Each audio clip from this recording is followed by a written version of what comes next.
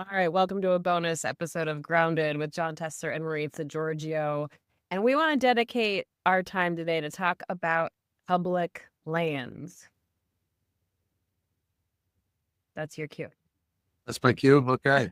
Yeah, public lands, particularly public lands that need to be in public hands, something that's a huge driver to our economy and our way of life. And there's been a lot of news come out of Washington, D.C., and have the former director of the Bureau of Land Management on the podcast today is going to be pretty amazing. And then to top things off, she's not even from Minnesota, which is really, really good news for me. Minnesota. We'll get to that in a second. But, public lands has come up quite a few times. I think Steve Schmidt said it pretty eloquently when we talked with him, but people who have spent most of their time in urban areas or on the East Coast don't always understand how important public lands are to those of us who live out west.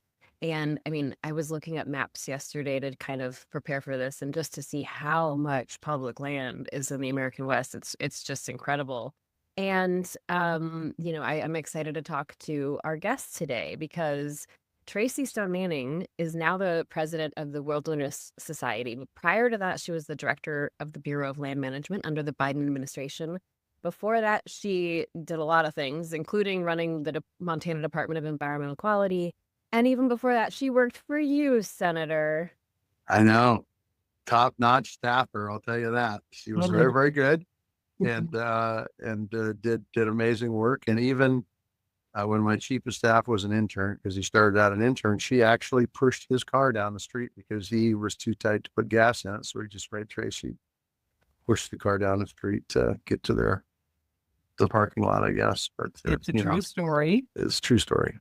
And I'm sure he's mortified at this moment that you're retelling it. I hope the hell he watches this podcast so he knows what we're talking about him. Is this the chief of staff I went to college with? Yeah, same one. The guy that is he is a follically challenged chief of staff. He's bald. Oh, this podcast has suddenly diverted direct.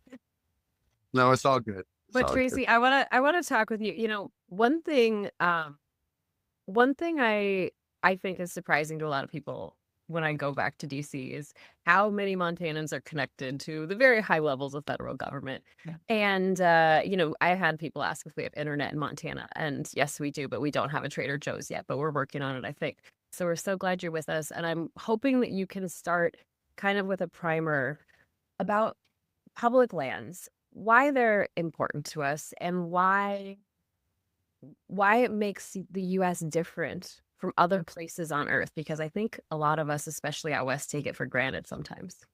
Yeah, we do take it for granted, and we shouldn't. There's this great, beautiful, unique American thing called public lands. Everybody listening to this podcast owns these lands in common. We all have equal access to them. Doesn't matter how much money is in your bank account. You have the same access to these lands that I do, that the senator does. And it's what makes, it's part of America's story, and it's part of our sort of cultural identity. And then there's the basic things like it's really important for wildlife habitat. It's what delivers us clean water. It's what makes our air clean.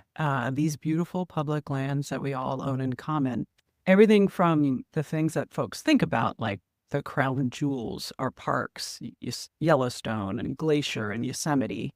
But then also just millions and millions of Forest Service land, Bureau of Land Management land that all of us own in common. It's incredible that we have access to these beautiful outdoors because our forefathers were smart enough to say, hey, we need to own these lands in common. So, could you talk a little bit about, we've got these lands, they're all accessible to all of us who own them, as citizens of the United States. Could you talk a little bit about what it takes to manage these lands? What they're managed for multiple use. They'd be different than if I owned lands and rented farmland to my neighbor. It's managed for farmland. These are managed for multiple use. Could you talk a little bit about multiple use and what it takes to manage these grounds? Yeah, you bet. So multiple use, as the name implies, we expect many things of these lands, right? They give us energy. They give us wood from trees. They give us food in the form of cattle that people lease, and in the form, if you're lucky enough, to get some wild game in your freezer. And so the job of management agencies is to manage for those uses today, and then to manage to ensure that those uses are available to future generations. So if you overuse it today and you mess up the habitat, that use isn't available for future generations. Tricky balance to do, and what it takes is people, right? It takes people who are committed to both their country and to the future. The thing I loved most about being director of BLM was working for all these people who were total problem solvers, super smart, and could pretty much do anything. Yeah, what it takes is people, John. So we've seen the Doge effort, President Trump effort to reduce the size of government, getting rid of supposedly the fat, but they're going in with hand grenades and getting rid of everybody. What does this mean for our public lands from an invasive species standpoint, whether that's weeds or aquatic invasive species? What's it mean for our forest health? What's it mean for our grasslands? What's it mean for our public lands? If you don't have the people to manage it, then what can we expect when we go in to go hunting or fishing or hiking or whatever we're going to do on our public land? Yeah, it means bad things for our public lands, right? When the fires come, there are going to be fewer people there to fight them. When the fires come, they're going to burn hotter because there are fewer people out there taking care of the landscape, sort of preparing the lands to receive fire, right? Thinning our forests, for example.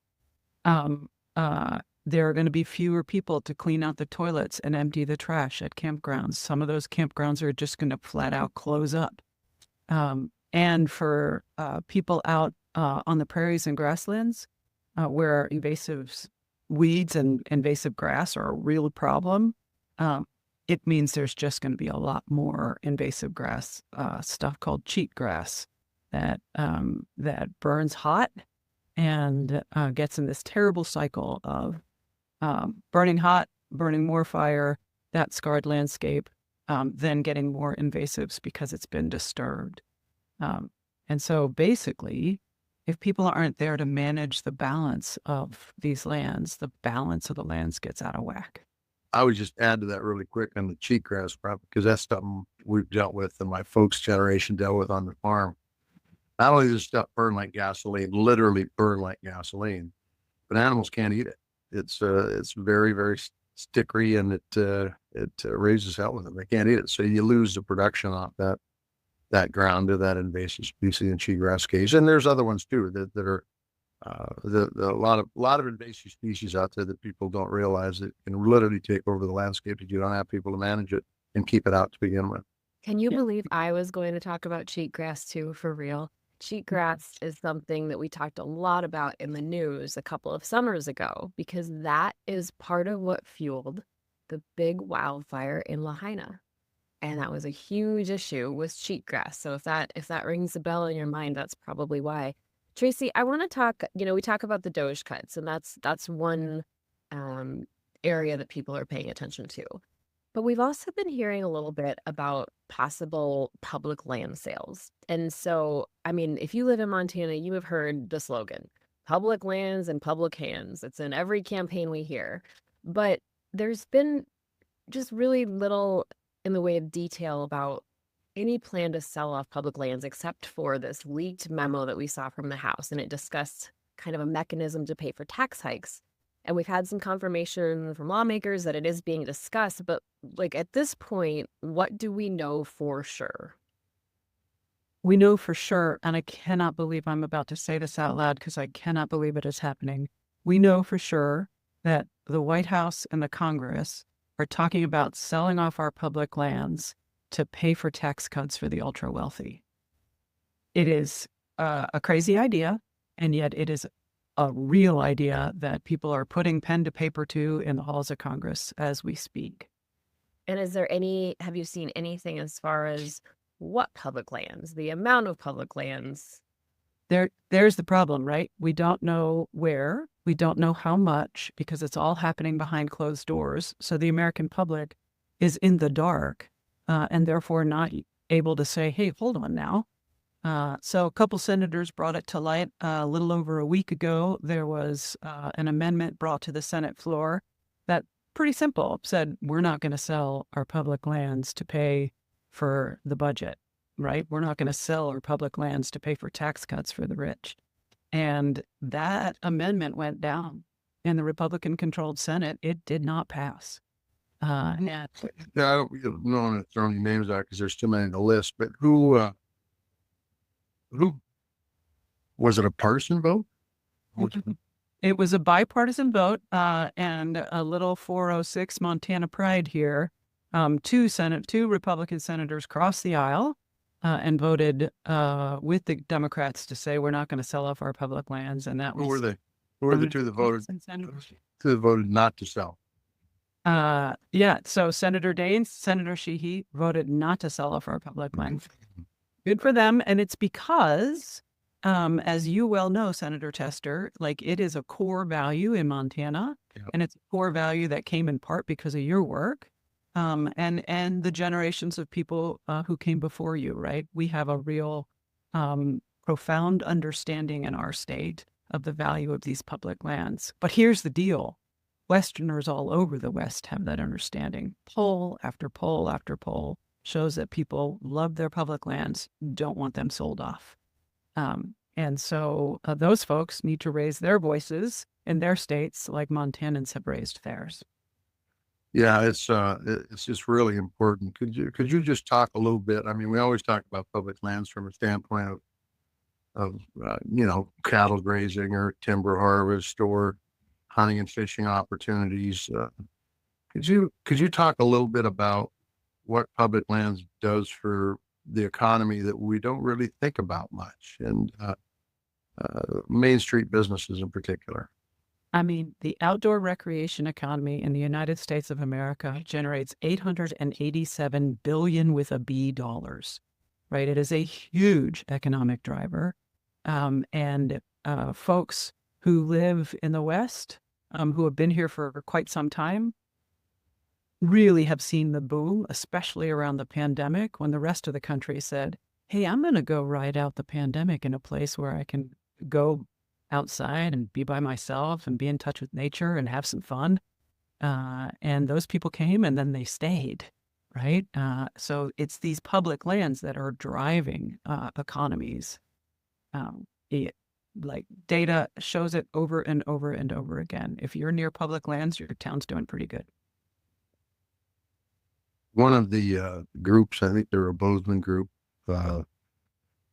I visited with them a number of times when I was a U.S. Senator, and the last time I talked to them, they talked about the real advantage for employee recruitment because of the public lands, because people want to come to Montana and live.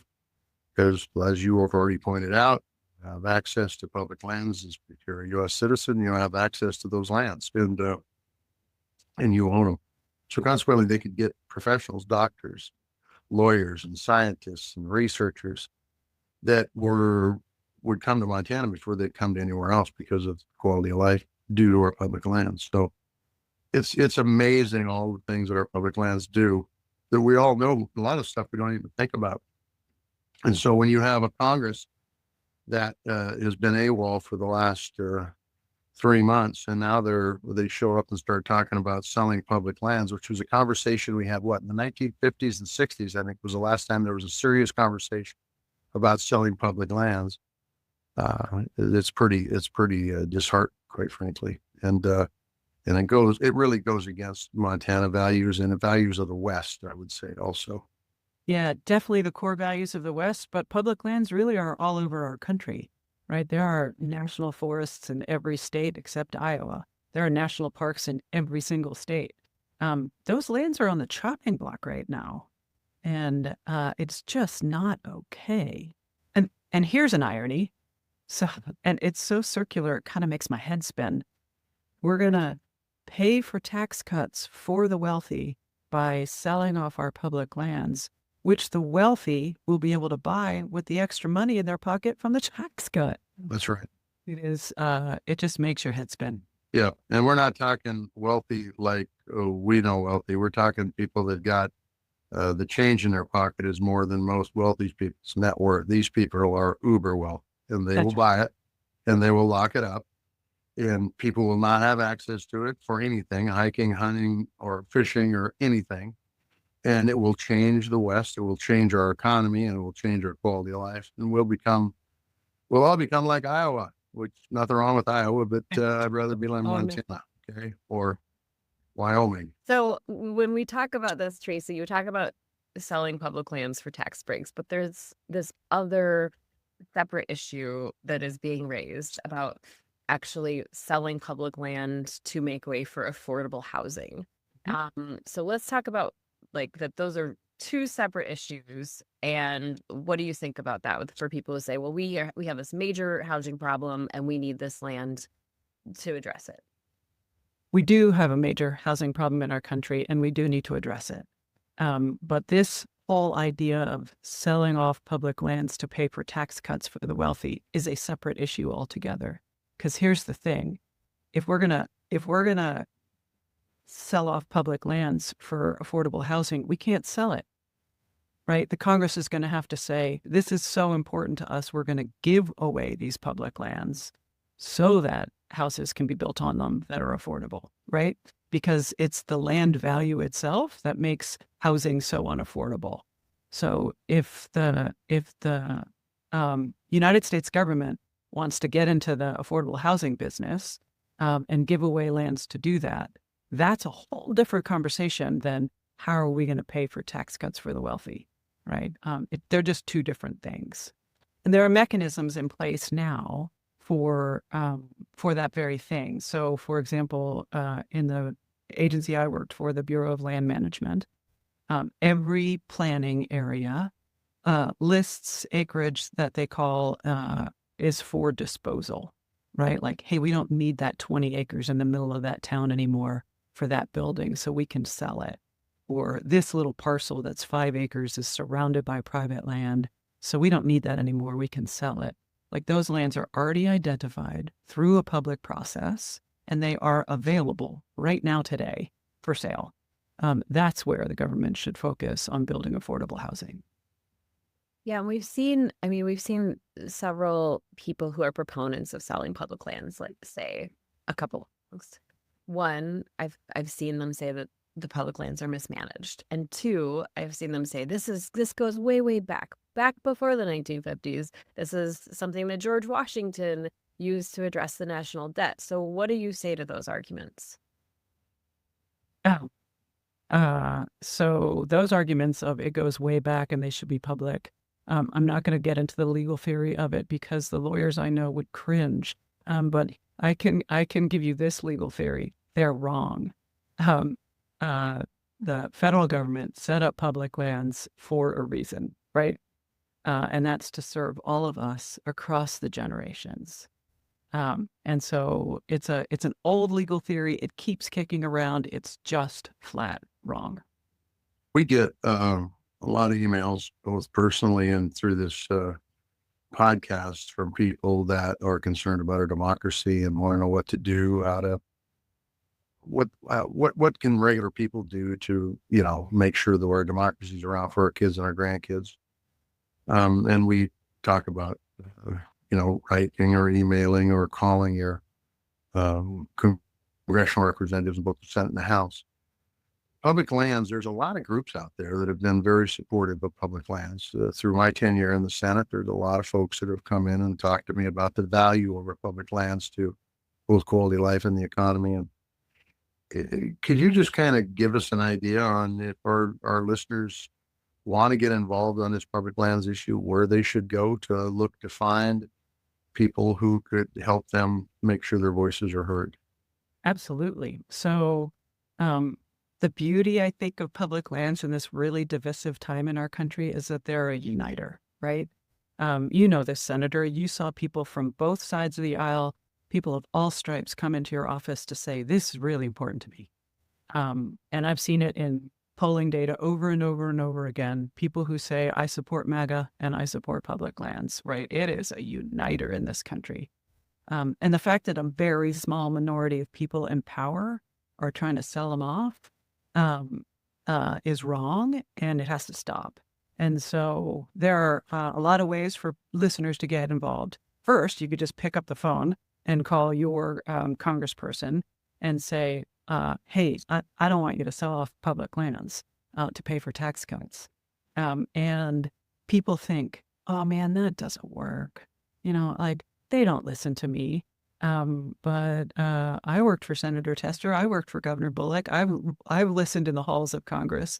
People who are elected to these positions of power say, what's happening on the phones? What are people writing about in email, right? They ask their staff, and their staff compiles it and tells them.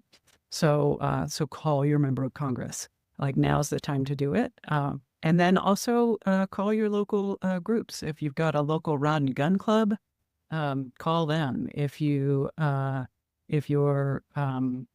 member of Backcountry Hunters and Anglers, make sure you go to their website. I, of course, should send you to our website, wilderness.org, at the Wilderness Society, to learn more about how you can get engaged and reach your lawmakers to say, man, this is not okay. And I would just tell you from a senator's perspective, my perspective, those groups you mentioned and many more out there, and you can find them, you Google them up on the internet, do a great job of making sure your voice is being heard with a lot of other voices around the country. So that's good advice, Tracy. Okay, so Tracy, when we're talking about what people can do, we talk about contacting their elected representatives. I keep thinking back to Senators Sheehy and Daines, who, voted with the Democrats on this amendment to keep public lands in public hands and not sell them off. Do they have like influence or pull with their colleagues on the right side of the aisle? Like, is it smart to contact them and say, hey, we appreciate that you did this. Help us out with the people with your caucus? Yeah, absolutely. Like people can call them and say, hey, thanks for that, but that's not enough, right? That was a kind of a test vote. The real vote is going to come when the Congress votes for the budget bill. Two things are going to happen. Either people like those two senators are going to work behind the scenes and make sure that public land sell-off isn't in the final bill, or they're going to have to fight to take it out and on the floor at the end. It's way easier for them to work behind the scenes to make sure that the House doesn't include public land sell-off in the final bill, so that they don't have to take that vote. Right. And we talk about in government, right? It's not over till it's over. And there's always, it seems like some kind of legal challenge, but that seems a lot harder if Congress passes something to challenge it. Am I off base on that? Totally. I mean, if let's think the worst, although I hate to say it out loud, say that Congress did pass this bill that had public land sell-off. Well, it's the Congress creating a law. It becomes legal. And once you sell that land, you're never getting it back. Right. And as our grandparents used to say, that the good Lord's not making any more land. Right. And once public land goes out of public hands, it just never comes back. Tracy, I can't let you go before asking you, we saw the senator take a swipe already at his chief of staff. So you worked for the senator at the very beginning. What embarrassing stories do you have that you're willing to share with us about Jon Tester before you go? Oh my God. Easy. Now listen, just easy. I got on this podcast a little bit late, and I'm sure you guys already have this question cut. So you're gonna add it in at the end, Maritsa. I know how this works. No, here's the embarrassing part, Senator. She did not tease up this question for me. Really? This is hitting me cold. Here's what you need to know about Senator Jon Tester.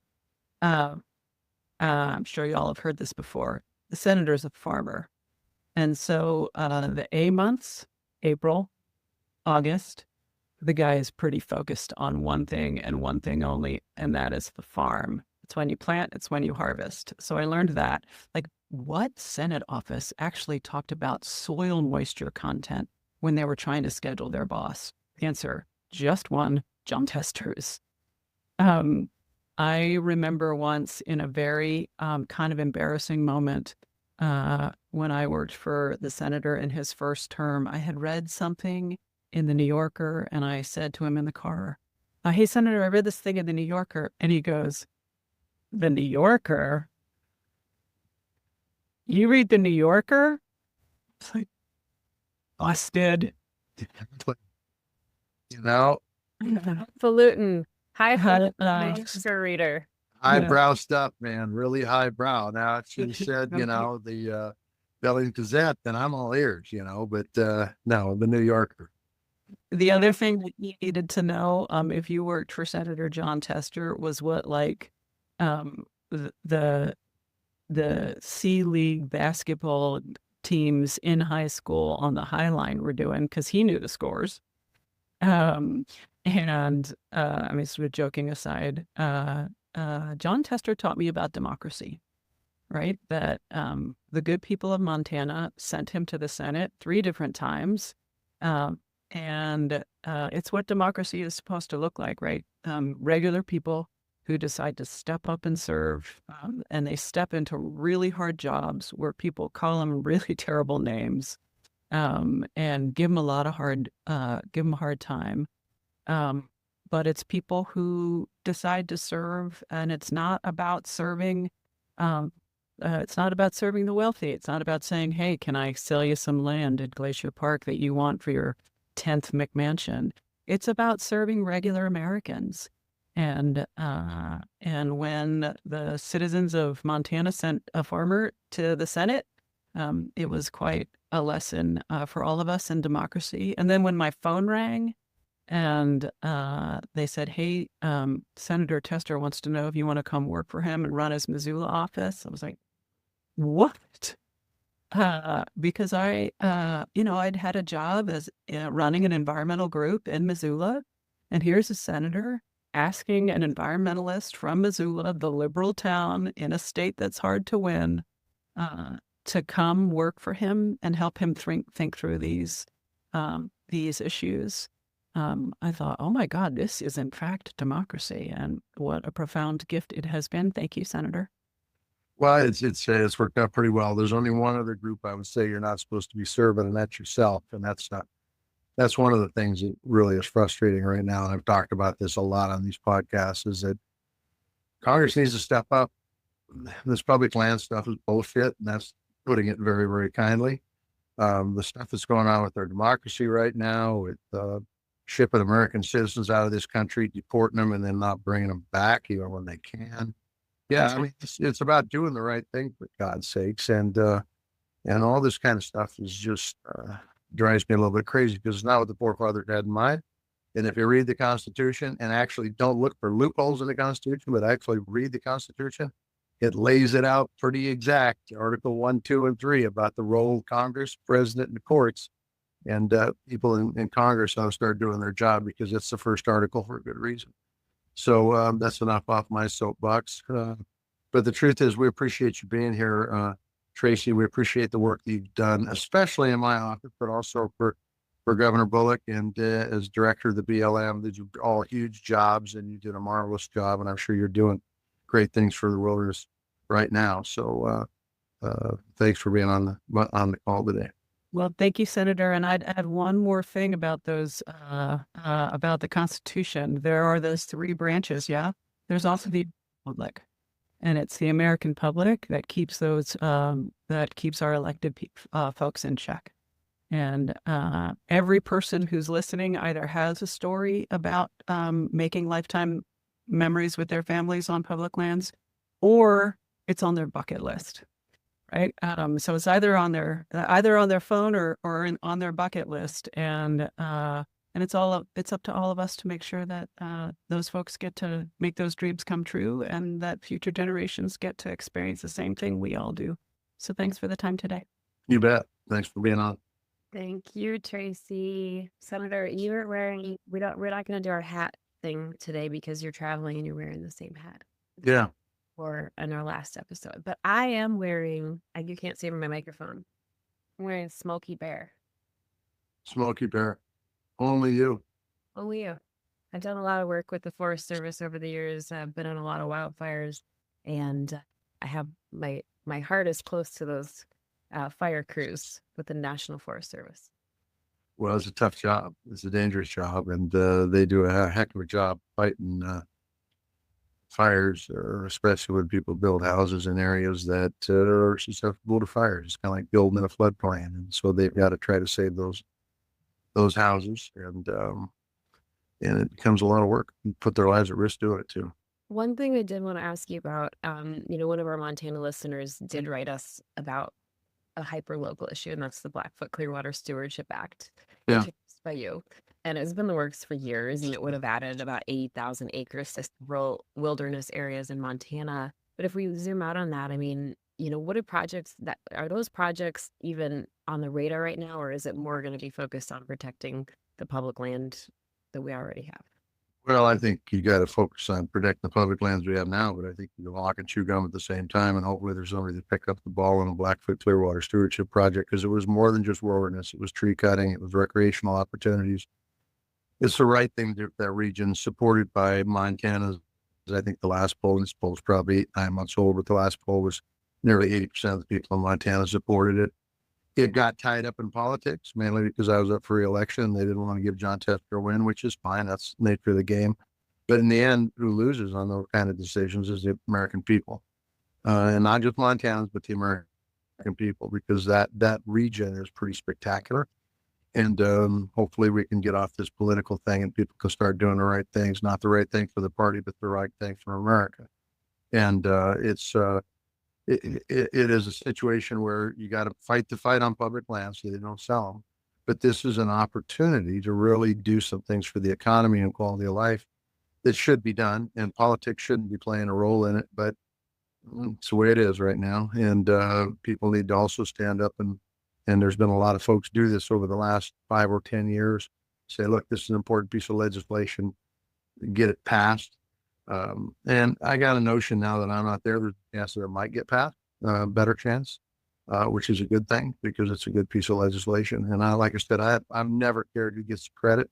If you're doing the right things, everybody gets to benefit from it. And that's why you should be serving in places like the Congress or the House or the Senate, or even in the cabinet or the presidency, or even in the courts. It's all about what you do to make this country the best it can be and make sure this 250-year experiment in democracy continues on for another 250 years and longer. Thanks so much to our guest today, former director of the Bureau of Land Management, Tracy Stone Manning, who is also currently the president of the Wilderness Society. We want to thank our friends at Pearl Jam for letting us use their music, and to all of your listeners, thanks for hanging out with us. You can find us on Blue Sky, Instagram, YouTube. You can email us. Thank you. We'll chat again soon. Tally ho.